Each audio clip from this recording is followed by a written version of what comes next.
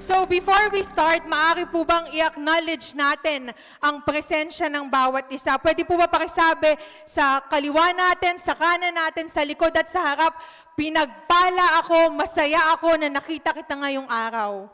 Sige nga po, pakisabi yan. At ako rin po ay nagagalak na makita ang bawat isa sa araw na ito. Una po sa lahat, nagpapasalamat ako sa Panginoon and also sa EECM for giving me a chance to be here today para magbahagi ng salita ng Panginoon. And again po, allow me to introduce myself po, kasi alam ko po ngayon nyo lang din po ako nakita dito.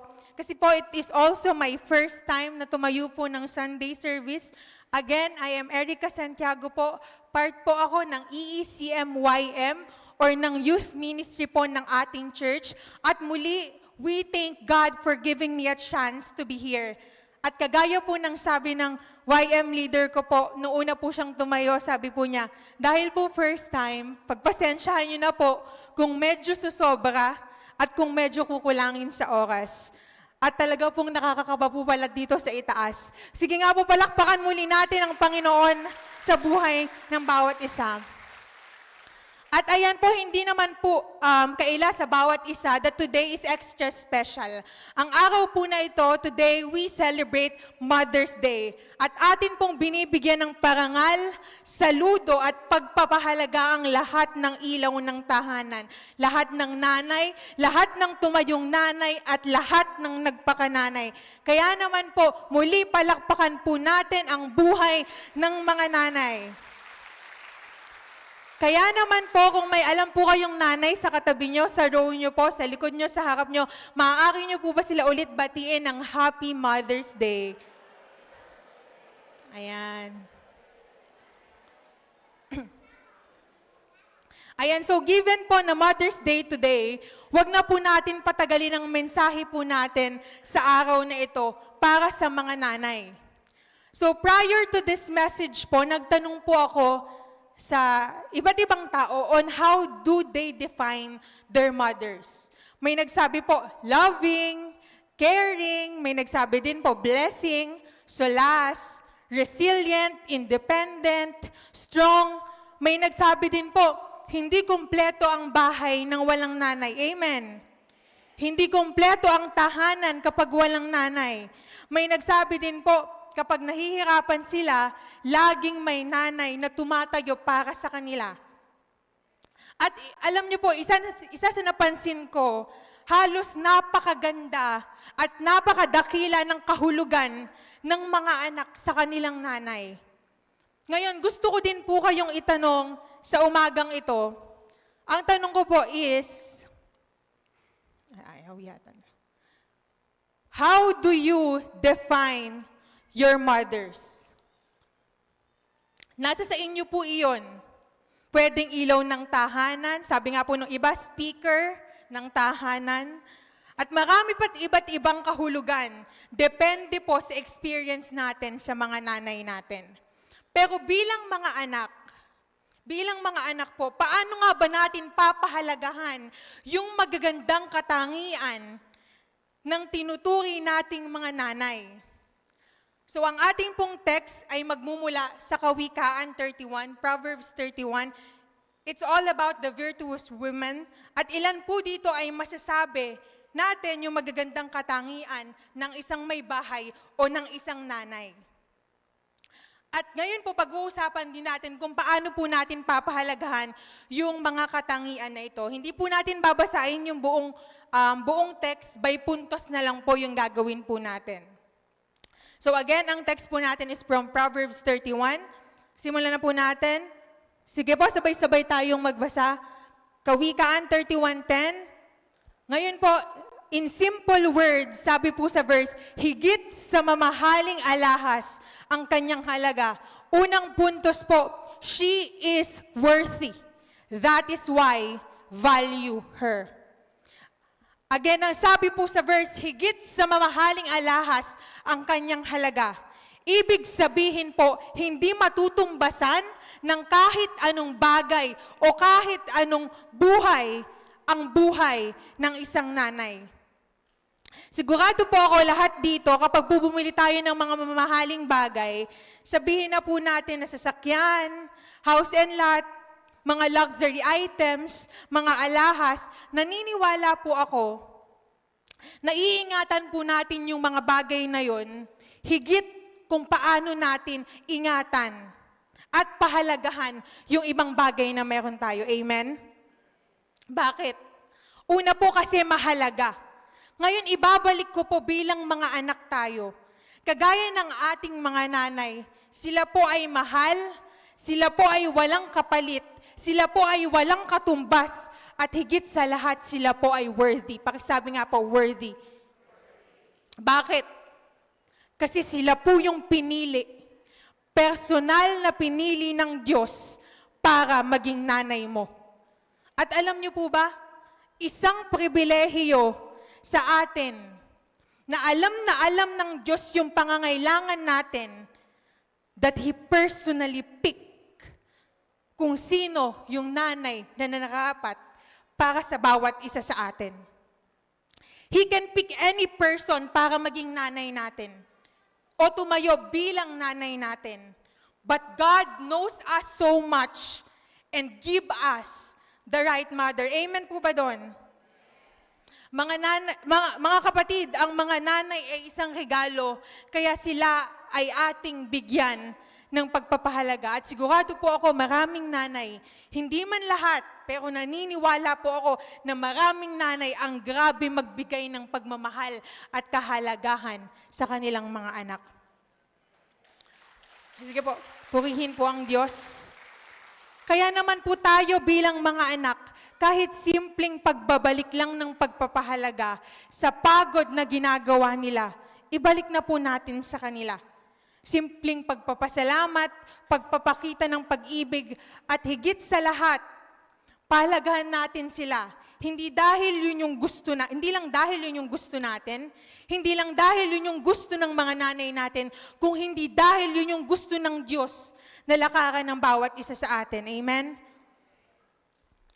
Alam niyo ba, bilang mga anak, sila yung mga unang tao na nag-mold sa atin kung magiging ano tayo in the future. Isa sila. Especially for those people na talagang nakasama nila yung kanilang mga nanay. At kung hindi man, syempre may mga taong tumayo pa din na nanay natin. And also, we also appreciate those people na mga nagpakananay at tumayo bilang nanay natin. Kailangan din natin silang pahalagan, hindi lang ngayon na Mother's Day, kundi sa araw-araw ng buhay natin.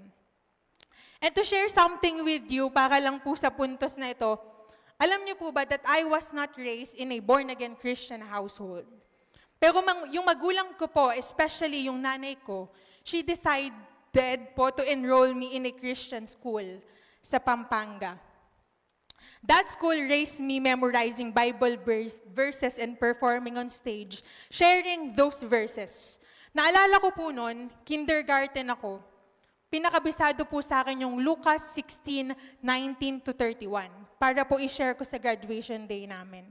Ang edad ko lamang po noon, 6 years old lang po ako, kaya po medyo nagulat po yung nanay ko. Dahil kailangan kong kumabisado ng word per word na kwento from the Bible. It's actually the story of the rich man and Lazarus. At kailangan ko siyang i-perform on stage.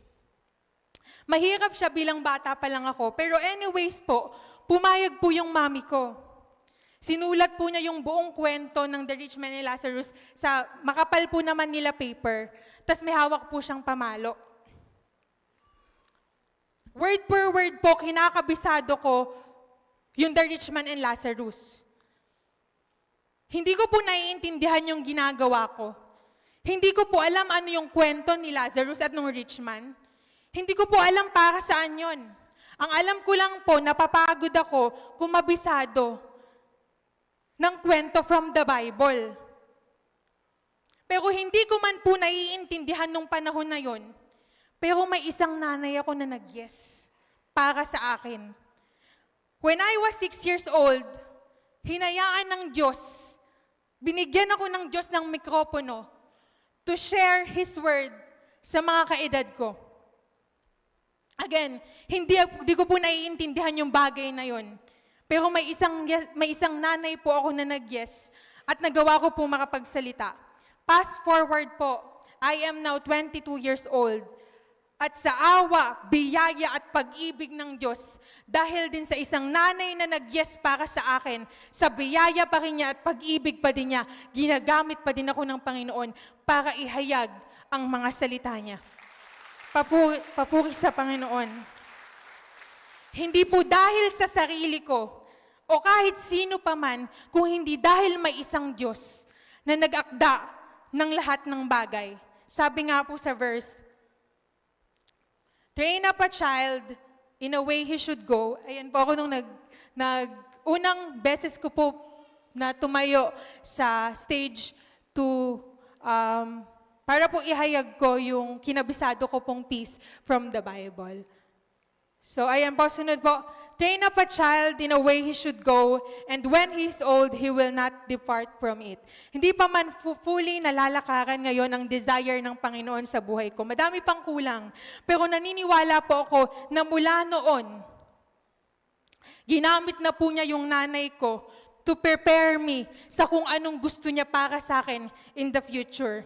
Kaya po bilang anak, at tumatayo po ako dito sa inyong harap bilang anak, let us thank our mothers kasi sila po yung mga unang regalo ng Diyos sa buhay natin. Amen. At sa mga anak po, naniniwala po ako na lahat tayo dito anak. Mahalaga na pahalagahan natin lahat ng kontribusyon na ito dahil galing ito sa babaeng pinili ng Diyos para i-raise tayo. At alam niyo po ba, ang pinakahigit na bagay para ipakita natin na pinapahalagahan natin ang ating mga nanay ay yung katotohanan na tayo ay mapalapit kay Kristo. Gusto mong i-value yung magulang mo? Gusto mong i-value yung nanay mo? Then live a life that will make Jesus smile.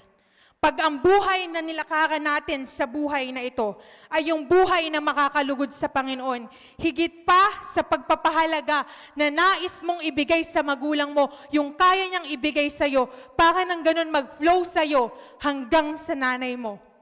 Higit sa pagpapahalaga na kaya mo ang kayang i-allow ng Diyos sa buhay natin. Kaya naman sa unang puntos, di ba ang unang puntos po natin, pwede po bang pakibalik? Unang puntos po natin, she is worthy, that is why value her. Sabay-sabay nga po. Ngayon, palitan po natin. Sabay-sabay po. Bakit? Dahil sigurado po ako na ang anak na nagpapahalaga sa Diyos ay laging magsisikap para pahalagahan din yung mga taong regalo sa Kanya ng Diyos. At yun ay ang kanyang mga magulang, lalong-lalo na ang kanyang nanay. Amen? Ganon din po sa mga nanay. Gusto niyo pong mapahalagahan yung mga anak niyo? Gusto niyo pong mapahalagahan yung pamilya niyo? Then live a life that will make Jesus smile. Nang sa gayon, mula sa mga magulang, mula sa nanay, mag-flow po ang biyaya ng Panginoon. Again, if you want to honor your mother, then live a life that values and honors Jesus. Sa gayon, maipakita mo sa Kanya, maipakita mo sa kanila na nagtagumpay sila, hindi lang para ilaban ka na maging mabuting tao, kung hindi para din maging tapat na lingkod ni Kristo. Palakpakan po natin ang Panginoon. Pangalawa pong verse. Wala siyang tigil sa paggawa, hindi na halos nagpapahinga. Humahabi ng kanyang telang lino at lana tulad ng isang barkong puno ng kalakal. Siya ay nag-uuwi ng pagkain mula sa malayong lugar. Bago pa sumikat ang araw ay inahanda na ang pagkain ng buo niyang sambayanan, pati na ang gawain ng mga katulong sa bahay. Mataman niyang tinitignan ng bukid bago siya magbayad. Ang kanyang naiimpok ay pinagtatanim ng ubas. Gayon may naiingatan ng kamay at katawan upang matupad ang lahat ng kanyang tungkulin araw-araw. Sa kanya'y mahalaga ang bawat ginagawa hanggang hating gabi makikitang nagtsatsaga. Siya'y gumagawa ng mga sinulid at humahabi ng sariling damit. Matulungin siya sa mahirap at sa nangangailangan. Bukas hindi siya nag-aalala dumating man ang taginaw, pagkat ang samba bahayan niya ay may makapal na kasuotan. Gumagawa siya ng nahanay sa mga pangunahing mamamayan, gumagawa pa rin siya ng iba pang kasuotan at ipinagbibili sa mga mangangalakal. Marangal at kapita-pitagan ng kanyang kaanyuan at wala siyang pangamba sa bukas na daratal. Pangalawang puntos po, sabay-sabay pong basahin. Pauna pa lang sila na po yung nagsakripisyo para sa ating mga anak. Hindi po lahat po tayo, nagsimula po sa atin yung pagkananay nila. At doon nga po nagsimula yung pagiging nanay nila sa atin. Hindi lang po sila nanay, at the same time, asawa din po sila, anak din po sila, nagtatrabaho din po sila. At kapag nanay ka, di ba po, minsan may expectation ng society, nanay ka, dapat ganito ka. Nanay ka, dapat ganito yung mga anak mo. Nanay ka, dapat ganito yung bahay nyo. Nanay ka, dapat ito yung kontribusyon mo. Ang daming ginagampanan na trabaho at sakripisyo ng mga nanay. Mga nanay, tama po ba? At alam ko pong hindi po masasabi sa umagang ito lahat ng pinakamahalagang kontribusyon ng mga nanay sa ating mga anak, maging sa ating tahanan. Pero gusto ko po na makita natin na this is the reality. And these are the things they do para sa ating lahat. Kaya naman sa umagang ito, gusto ko po sana na tingnan po natin yung sarili natin bilang mga anak. And let us obey, let us appreciate, and reward the hard works of our parents, especially our mother. Ngayon pa lang po na malakas sila, ngayon pa lang po na malakas kayo, simulan mo na pong ipakita yung kaya mong gawin para sa kanila. Dahil aminin man po natin sa hindi, isa sa mga bagay na nakakalungkot, but this is the reality, is yung katotohanan na tumatanda tayo, at the same time, tumatanda rin sila. At alam niyo po, darating yung araw na yung mga kamay na nag-alaga sa'yo, hindi na ganun kalakas. Darating yung araw na yung mga matang tumingin sa'yo, habang ikaw ay lumalaki, hindi na din ganun kalinaw. Darating yung araw na yung mga paang nagpagod sa'yo, habang ikaw ay lumalaki, hindi na din ganun kalinaw. Darating din po yung araw na natatanda sila. Kaya ang tanong, nasan tayo sa mga oras na yun? Ang tanong, kaya mo din bang ipakita yung pagtingin mo sa kanila kagaya ng ginawa nila? Kaya mo din bang tumayo para sa nanay mo, para sa magulang mo? Actually, may nabasa po ako sa social media. Noong mga nakaraan po nag-trending to, at iba-iba po ang perspektibo ng tao sa bagay na ito. Sabi kasi doon, kailanman hindi dapat maging responsibilidad daw ng anak ang mga magulang. Alam ko po na iba-iba tayo ng perspektibo sa bagay na ito, at sigurado po ako lahat tayo may dahilan. And I want to share my perspective po on this. Kasi bilang isang anak rin po, pero una po sa lahat, gusto ko po agad humingi ng pasensya kung magkaiba po tayo ng perspective sa bagay na to. Dahil naniniwala naman po ako, mag-a-apply po to, depende sa katayuan ng tao. Pero again, ito po yung sentiment ko bilang anak at bilang isang kabataan. Ako po ay beg to disagree. Kasi po, ang magbalik sa mga taong naghirap at nagsakripisyo para sa atin, para sa akin, ay isa sa mga bagay na pinapangarap ko at madalas pinapanalangin ko. Isa na po siguro sa pinakamasarap na pakiramdam ay yung makapagbalik o makapagbalik ng utang na loob doon sa mga unang taong naniwala sa atin. Hindi dahil sa kung ano pa mang bagay, pero naniniwala po ako na madami sa atin, maging ako, yun po yung desire ko, kasi yun po yung nilagay ng Diyos sa buhay natin.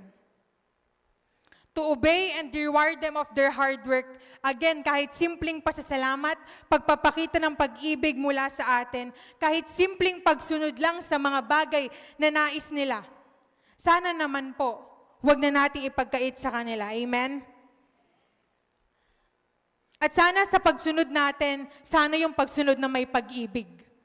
Sana yung pagsunod na may kabutihan. Lalo na alam nyo naman na simpleng bagay lang naman, huwag na po natin silang pahirapan, huwag na po natin pahirapan yung loob nila. Pero alam nyo po, ang pinakahigit sa lahat ng pagsunod na pwede mong ibigay sa nanay mo to reward her, alam nyo po kung ano? Tanong niyo po ano? It is to obey Jesus. Kasi sige po, palakpakan po natin ang Panginoon. Kasi naniniwala po ako na walang mas hihigit na reward at pagsunod para sa mga magulang natin, lalong-lalo na sa nanay natin, once na makita nila ang kanilang anak na hindi lang sumusunod sa kanila, kung hindi sumusunod pati kay Kristo. Kaya po kagaya ng number 1, palitan po natin yung pangalawang puntos natin. Sige nga po, basahin po muna. Ayun na po pala. Basahin po natin sabay-sabay. Dahil ang anak na sa Diyos sumusunod ay may wisdom to obey the gift from Jesus. Higit sa lahat po, naniniwala ako na ang pinakamalaking at pinakamahalagang pagsunod na maibibigay natin sa nanay natin, lalo na sa mga magulang natin, ay yung pagsunod kay Kristo. Amen? Pangatlo po, sige po, sabay-sabay nga po natin basahin. Pangatlong puntos po, sabay-sabay po ulit basahin. Kailan yung huling beses na sinabi mo sa nanay mo na, Nay, Ma, Mami, I love you?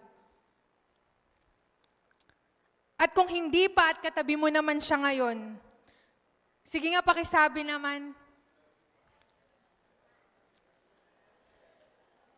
Pwede niyo pong sabihin, ay hindi naman ganun yung love language namin. Hindi kami ganun, nakakahiya sabihin. Ngayon tanong, kung hindi mo ngayon sasabihin, kailan mo pa sasabihin? Napakabilis ng panahon, napakabilis ng araw. Let us cherish every moment. If you love someone, show them you love them. Tell them you love them. Act like you love them. Napakaganda ng salitang pag-ibig para itago mo lang. Napaka-powerful ng salitang pag-ibig para hindi mo ipakita at sabihin. Napakadakila ng salitang pag-ibig that it can conquers everything. Amen? Kung ang Diyos nga sinabi sa iyo at pinakita sa iyo sa krus ng Kalbaryo yung pag-ibig niya, papaano ka pa? Sa umagang ito, let us learn na ipakita yung pag-ibig sa magulang natin, lalo na sa nanay natin. Muli, kaya mong umibig dahil una kang inibig. Kaya mong mahalin yung magulang mo, yung kapatid mo, yung pamilya mo, yung mga nakapaligid sa'yo, dahil may nagbigay sa'yo ng pag-ibig. Kaya yung nagbigay sa'yo ng pag-ibig, huwag mong ipagkait sa kanila yung pag-ibig na binigay sa inyo. Kaya huwag mo sanang ipagdamot, lalo na sa pamilya mo, lalo na sa nanay mo, yung pag-ibig na niregalo lang din naman sa iyo ng Panginoon. Lahat ng sakripisyo at ginagawa nila, sigurado po ako out of love. Ngayon, kahit papano po in our own little ways, ipakita natin itong pag-ibig natin sa kanila. In our ways po, ipakita natin at ipadama natin yung pag-ibig na meron tayo sa kanila. Hindi man sa salita, pero sana mas lalo pong sa gawa. Again, maikli po ang buhay para hindi natin ipakita ang pag-ibig sa kanila. Ipakita mo yung pag-ibig, ipakita mo yung pag-aalaga sa kanila. May nakita nga po akong TikTok, sabi po doon, be good to your mom. Be good to your mom. This is her first time. This is her first life too. Kagaya mo, ito din yung unang buhay ng nanay mo to see the world, to experience things, to love, to hope, to smile, to live. Kaya sana, let's not be too hard on them. This is their first time living life too. Gamitin natin ang pag-ibig at kabutihan lagi sa kanila kasi deserve ng mga nanay yun. At alam ko po, iba-iba po tayo ng experience at sitwasyon sa mga nanay natin. Iba-iba po tayo ng definisyon, iba-iba po tayo ng pagtingin sa kanila. Pero sana po, matuto tayo na ipakita yung pag-ibig na meron tayo sa kanila. Ngayon, gusto mo bang mas mahalin yung magulang mo? Lalo na yung nanay mo, then love Jesus. Mahalin mo si Kristo kung gusto mong mahalin yung nanay mo. Nang sa gayon, hindi ka maubos, bagkus lalo kang magbigay at magbuhos ng pag-ibig sa Kanya. Mga nanay, gusto niyong mas mahalin yung anak niyo? Then love Jesus. Mas mahalin mo si Kristo nang sa gayon hindi ka mauubos at mula sa iyo mag-flow ang pag-ibig hanggang sa pamilya mo. Muli, yung buhay po sa mundo na ito hiram lang. Hindi ganun katagal. Kaya mas piliin mong umibig. Mas piliin mong ipakita yung pag-ibig. Kagaya po ng mga pangatlo po nating punto, she loves us so much, that is why I love her. Palitan po ulit natin, sabay-sabay. Dahil ang isang anak na nagmamahal kay Kristo ay mas kayang magmahal at umibig ng sobra sa kanyang pamilya. At dahil ang isang magulang at dahil ang isang nanay na nagmamahal kay Kristo ay mas kayang magmahal at umibig sa kanyang pamilya. Dahil biyaya at pag-ibig pa rin ni Kristo yung magsusustain sa bawat isa sa atin para umibig tayo ng ibang tao. Amen? Last na puntos na po to. Actually, wala po to sa Proverbs 31, so dinagdag ko lang po talaga siya. Sige nga po, muli sabay-sabay po tayong basahin. Sa pang-apat pong puntos, sabay-sabay po tayo. Sabi po ng isang pastor sa preaching niya, honor them kahit hindi honorable. Honor them, lalo na kung honorable. While I'm doing this message po, floating and praying po ako. Kasi po, naisip ko, paano po yung mga tao na may ibang experience sa nanay nila? Paano po yung mga hindi nasamahan ng nanay nila? Paano po nila i-value, i-obey, mamahalin, at i-honor yung nanay nila? Kailangan pa ba to? Pero sabi sa verse, honor your father and mother. Honor them. Kahit minsan, nararamdaman natin na hindi nila deserve yun. Pero actually, Diyos na nagsabi, they deserve your honor. Kung meron man silang kakulangan sa inyo, dumating sana yung araw na mapakawalan niyo yung pagpapatawad sa kanila. Kung nag-cause man sila ng pain sa inyo, sana dumating yung araw na pakawalan mo yung pagpapatawad sa kanila. Muli, maikli lang ang buhay para magtanim tayo ng galit, para magtanim tayo ng sakit. Kaya mga kapatid, anumang bagay yan, sana along the journey at along the way, mahanap natin yung tamang pag-ibig para i-honor sila. Muli, i-honor po natin ang mga magulang natin kung paanong gusto mong irespeto at i-honor ka din ng mga anak mo in the future. It's gonna be a cycle. Kaya sana matuto tayong irespeto sila, i-honor sila, mahalin sila, galangin sila, patawarin sila, hindi lang dahil yun yung gusto nila, hindi lang dahil yun yung gusto mo, dahil yun yung gusto ng Panginoon na lakaran natin. Papuri sa Panginoon. At sa lahat po ng commandment, actually ito lang po yung commandment na may kalakip na pangako. And now, do you want to honor your mother? Then live a life that will honor Jesus. Palitan po ulit natin yung... hindi na. Ayan. She is your mother, that is why honor Jesus. Dahil sigurado ako na ang anak na nag-o-honor sa Diyos ay laging magsisikap para may honor din yung mga taong regalo sa kanya ng Diyos. Ganon din po sa mga nanay, kung gusto mong i-honor yung pamilya mo, honor Jesus first. Kasi sa kanya magmumula. Dadaloy lang sa'yo patungo sa pamilya mo. At kagaya nga po ng unang punto, she is your mother, that is why honor Jesus. Dahil ang anak na nag-o-honor sa Panginoon ay magbibigay din ng honor sa kanyang nanay. Ayan po, mabilis lang po ako. Sa conclusion po natin, pwede po bang sabay-sabay nating basahin? Alam niyo ba na sa lahat ng nanay, yung nanay mo ang nakakahigit sa lahat? Bakit? Babalik lang po tayo sa introduction. Kasi sila yung babaeng pinili ng Diyos para maging nanay mo. Value, obey, love, and honor them. Pero bago sila, Si Kristo muna ang pahalagahan, sundin, mahalin at parangalan mo. Nang sa gayon, mas equipped ka, mas equipped tayo, mas kaya mo.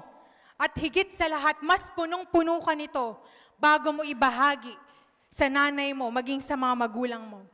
At maging sa mga nanay po na narito, you have one of the greatest role in the lives of your children. Kaya naman bago sila, si Kristo muna yung pahalagahan mo. Kay Kristo ka muna tumakbo. Si Kristo muna yung sundin mo. Si Kristo muna yung mahalin at parangalan mo. Nang sa gayon, mas equip ka, mas kaya mo, at higit sa lahat, mas punong-puno ka na ibuhos ito sa buong pamilya mo. And if papansinin niyo po, what's the core of this message? Babalik at babalik pa rin tayo sa unang pag-ibig. Yun ay kay Kristo. Kasi aminin man natin o hindi, siya pa rin yung biyaya, siya pa rin yung pag-ibig na mag-enable sa atin in order to be effective, whether nanay ka, tatay ka, anak ka, kapatid ka, sa Diyos pa din manggagaling yung ibibigay mong pag-ibig sa mga taong ito. Sabi nga sa Kawikaan 31:30, mandaraya ang pang-akit at kumukupas ang ganda, ngunit ang babaeng gumagalang at sumusunod kay Yahweh ay pararangalan. Babalik pa rin po tayo kay Yahweh, babalik pa rin tayo sa Panginoon. Kasi higit sa lahat ng pagpapahalaga, higit sa lahat ng pagsunod, higit sa lahat ng pag-ibig, at higit sa lahat ng parangal na makukuha mo sa mundong ito, yung galing pa din kay Yahweh, ang pinakamahalaga, pinakamasusunod, pinakamagmamahal at magpaparangal. Sige po, palakpakan natin ang Diyos. Charm is deceptive and beauty is fleeting, but the woman who fears the Lord is to be praised. Nakaangla pa din po yung pangalan nila sa pangalan ng Panginoon bilang nanay. And again, uulitin ko po, value, obey, love, and honor them because they are the gift from above. And to end this po, sige po, palakpakan natin ang Panginoon bago ko po. And to end this po, I want to tell you her story, our story, my mother's story. Tumatayo po ako sa harap nyo bilang isang kabataan at bilang isang anak na punong-puno ng pag-asa, punong-puno ng pagtitiwala, at lumalaban sa panalangin.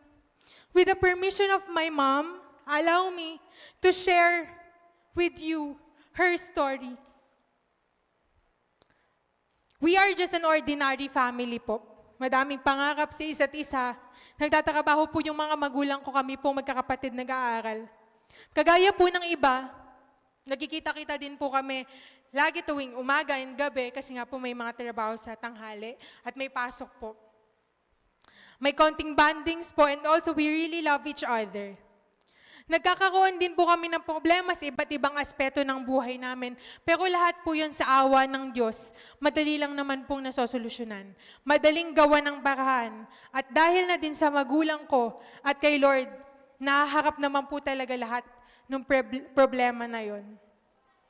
Not until last September 2023 po, my mom was diagnosed with a breast cancer. Hindi po naging madali sa pamilya namin. Nag-undergo po siya ng 2 operation. Nung tinanggal po yung bukol niya at tinanggal na po yung pinaka-breast niya. At hindi lang po pala natatapos dun yun. Madami pang gamutan na madalas nagpapahina sa katawan niya.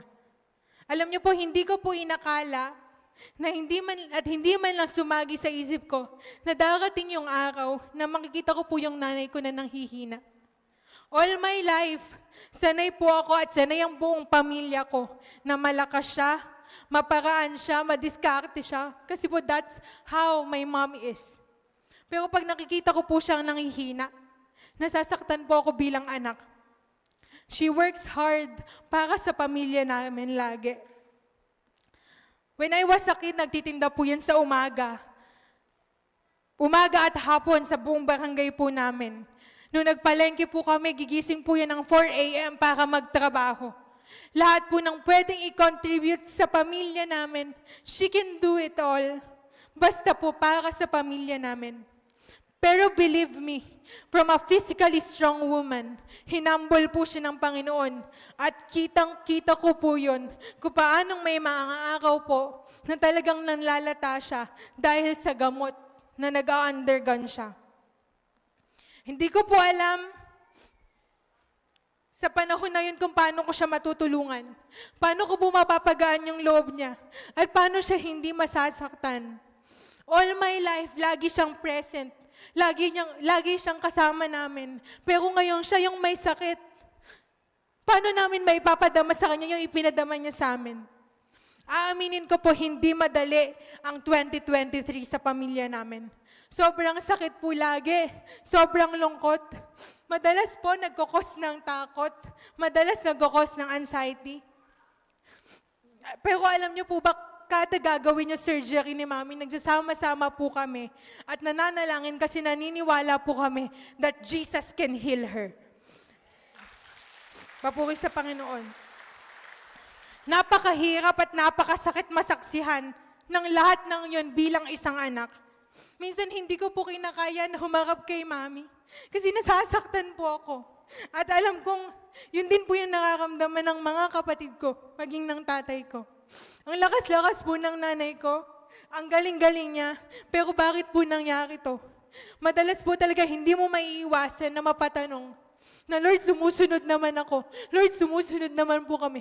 Pero bakit nangyayari to? Pero naniniwala pa din po ako na may napakagandang purpose ng Panginoon sa buhay ng bawat isa sa atin. Pero hindi lang po natapos dun yun. Alam niyo po ba, last Tuesday po, actually ngayon po naka-confine pa po siya. Last Tuesday po, na-admit po si Mami. Nasa hospital po siya kasi nag-undergo nga po siya ng chemotherapy. At kapag po nag-undergo ka ng chemotherapy, bumababa po yung immune system nyo. Chinat niya po ako, sabi niya, Erica, pumunta ka dito, pakidala yung charger mo. Magpapa-admit na daw siya. Dahil nagkaroon nga po siya ng ubot sipon sa kahingal. Kasi po mababa po yung immune system niya. Ngayon, sa gabi po kasi ako po saka yung tita ko, yung magbabantay sa kanya. Unang gabi po, pag-akyat ko pa lang, narinig ko na po yung lola ko may kausap po sa phone. Sabi niya, may pagkalat daw. Sabi ko, nung pagkalat? With a strong heart, pumasok po ako sa kwarto ni Mami. Siguro sa lahat ng salita na narinig ko, yun na po yung pinakamasakit sa lahat. Ang sabi daw po ng doctor ni Mami, tatlo po kasi doctor niya, sa lungs po, sa heart, and also sa cancer, yung oncologist po niya. Ang sabi daw po, nung lung doctor niya, maaaring kumalat na po yung cancer cells hanggang sa baga niya. According po sa x-ray, 2 x-ray po yung pinakita. Ang sabi, maaaring kumalat na yung cancer cells sa baga niya. Hindi ko po alam, hindi ko na po maintindihan. Ang tangi pumapasok lamang sa isip ko, nasasaktan po ako. Kaya inutusan kami na dapat magpa-CT scan si Mami that day kasi yun yung accurate na magsasabi kung may kalat ba talaga. Hindi ko po ma-process yung salita na binitawan niya at alam ko kahit hindi po niya sinasabi, natatakot po siya at nag-aalala siya. Bago po yung CT scan, lumapit po siya sa akin. Sabi niya, anak, ipagdasal mo naman ako kasi gusto ko pang mabigyan ng chance to live. Tapos niyakap niya ako, tsaka niyakap niya yung tatay ko. Pero alam ko na yung panalangin na binitawan namin nung gabi na yun, ay yung panalangin na puno ng pag-asa at panalangin na papagalingin siya ng Panginoon. Kinabukasan, naghintay po kami doon. At dito ko po napatunayan gano'ng kahirap maghintay. Isang araw pa lang po yun. Kasi po nasa gitna kami ng takot, nasa gitna kami ng anxiety. And Wednesday po, I'm still praying na, Lord, please po, Lord, sana clear po yung CT scan niya. Sabi ko po sa inyo, sa lahat ng panalangin na ginawa ko sa 22 years ng buhay ko, yun na po siguro yung pinakamatinding panalangin. Then Thursday morning po, pinaulit po yung x-ray niya. Hindi na namin tinignan, hindi ko na din po tinignan. Hinayaan na po namin na basahin ng doctor niya. Ngayon dumating po yung doctor niya sa room, sabi niya, kinonfirm niya ng konti na mukhang meron na talagang pagkalat. Kasi hindi na bago yung 3 puti na nakikita niya sa x-ray. At nakita ko po si mami ko at yung daddy ko, magkayakap na sila umiiyak. Ang sakit po pala na makita mo na nasasaktan yung mga magulang mo. Tapos umuwi na po yung tatay ko at yung buong pamilya po namin pumunta sa bahay namin. Ang sakit pong tignan na pinagsasama-sama po kami ng problema. Tapos nag-usap po kami ni mami. Napaniwalaan natin yung panalangin natin kasi mabuti ang Diyos. Kahit nakakaramdam kami ng takot, mabuti ang Diyos. At pag-aalala, naniniwala po kami na hindi niya kami iiwan at di niya kami pababayaan. Ngayon, Thursday na po, midweek. Siyempre po, malungkot ako. Masakit po yung nangyari. Masakit po yung nabalitaan ko. Pero nag-hold on pa din ako na negative yung CT scan. Pero bilang tao, pumapasok pa din po sa isip ko, paano nga kung totoo? So sabi ko, Mami, pwede bang mag-midweek ako? Kasi sa isip-isip ko, yung kapahingahan, yung peace, kay Lord ko lang yun matatagpuan. Kaya I decided na mag-midweek. Sabi ko sa mga tito ko, sila muna yung magbantay kay Mami, mag-midweek lang ako. Pumasok po ako sa church ng sobrang takot. Pumasok po ako sa church ng sobrang nasasaktan, sobrang malungkot at sobrang nag-aalala. Pero hopeful po ako na para sa akin yung mensahe sa araw na yon. Ngayon, tumayo po si Kuya Iman. Siya po yung nag-preach nung Thursday. Ang title po niya, God Moves in Mysterious Way. Pagkasabi ng title, kinlaim ko na that He really moves in mysterious ways. It's all, sige po palakpakan natin ang Panginoon. It's all about turning water into wine. At after ilang minuto po, nakatanggap po ako ng chat mula sa mga tita ko na nasa hospital. Sabi po nila, dumating na yung CT scan, purihin ng Panginoon, negative po ang resulta.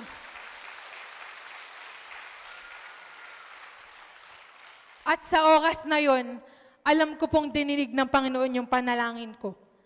Hindi dahil sa akin, hindi dahil sa pamilya ko, hindi dahil sa magulang ko, kung hindi dahil mabuti ang Panginoon.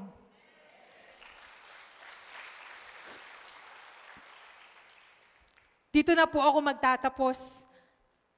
Sa message po nung Thursday, hindi lang niya kayang i-turn yung water into wine because He can always turn your sorrows into joy.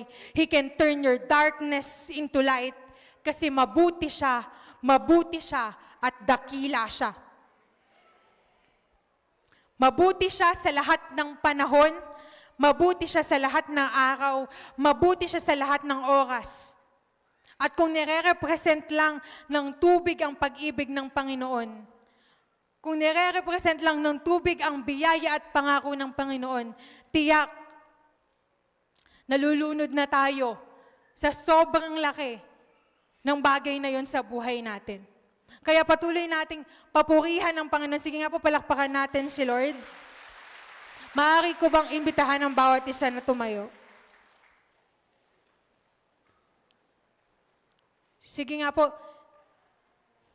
Hindi ko po ito napagpaalam kila Bishop, pero kung nandito po yung nanay nyo, pwede po bang pakiyakap siya sa oras na ito? Kung hindi man, yung mga nanay na nasa paligid nyo, pwede po bang pakibati sila ng Mother's Day? Let us honor them, parangalan natin sila. Let us continue to love them kasi sila yung biyaya ng Diyos sa bawat isa sa atin.